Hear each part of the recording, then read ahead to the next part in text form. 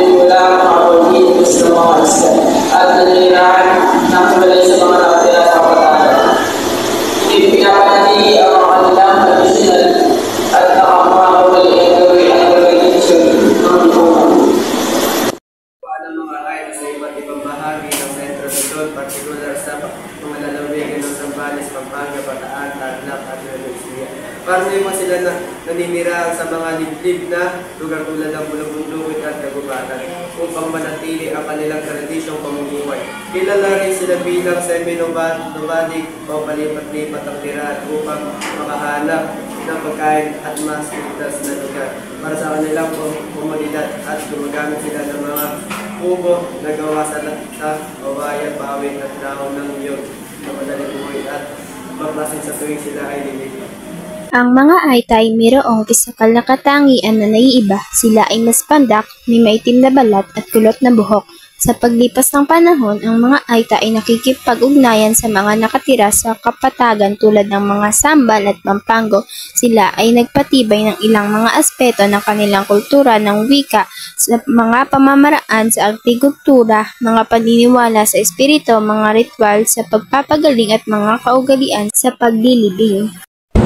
What is their language? All Aita communities have adopted the language of their Austronesian Filipino neighbors, which have sometimes diverged over time to become different languages.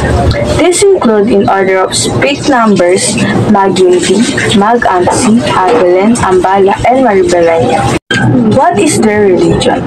There are different types on the dominant character of the Aita religion.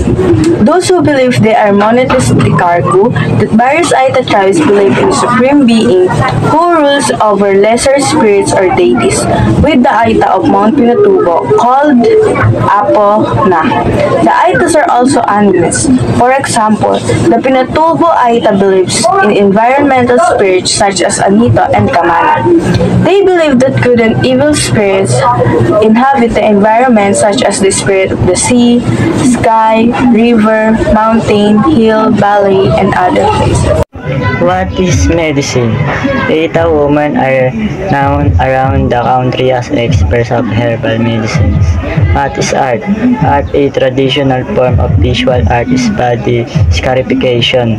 The Aitas internationally wound the skin on their back, arms, breasts, legs, hands, calves, and abdomen, and then they irritate the wounds with fire, lime, and other means to form scars. What is music? Music, the Aita have a musical heritage consisting of various types of echoing ensembles. Ensembles composed of large hanging, suspended, or held bass, nawed, gongs, which act as drone without any accompanying melodic instrument.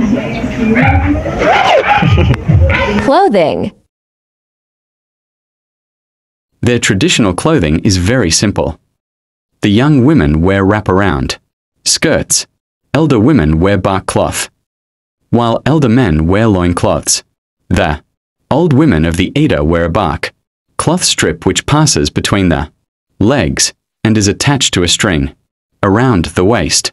Today most Aita who have been in contact with lowlanders have adopted the t-shirts, pants and rubber sandals commonly used by the latter. Practices. The Aitas are skillful in weaving and plaiting. Women exclusively weave winnows, dot and mats. Only men make armlets. They also produce raincoats made of dot palm leaves whose bases surround the dot neck of the wearer, and whose dot topmost part spreads like a fan all dot around the body.